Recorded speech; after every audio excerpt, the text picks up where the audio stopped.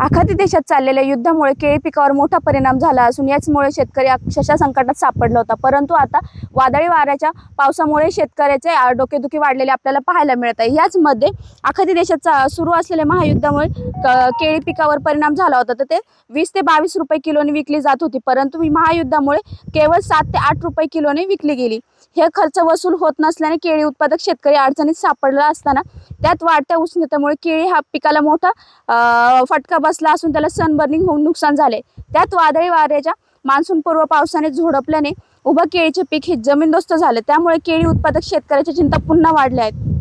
वाढत्या तापमानात दुष्काळाची परिस्थिती असतानाही शेतकऱ्याने टँकरने पाणी घालून केळीच्या बाग जगवल्या, परंतु केळीचे चांगले पैसे होतील अशी आशा असतानाच वादळी वाऱ्याने अवकाळी पावसाने आणि महायुद्धामुळे केळी पिकावर मोठा परिणाम झाला आणि यामुळे सरकारकडून काहीतरी केळीला हमी भाव मिळावा अशी शेतकऱ्याची अपेक्षा आहे। आणि हे सरकार जे केळी उत्पादक आहेत त्यांना कधी हे हमी भाव देतील याकडे सर्वांचे लक्ष लागलेले पाहायला मिळत आहे। नीलम चापुडे, LS मराठी, जुन्नर, पुणे।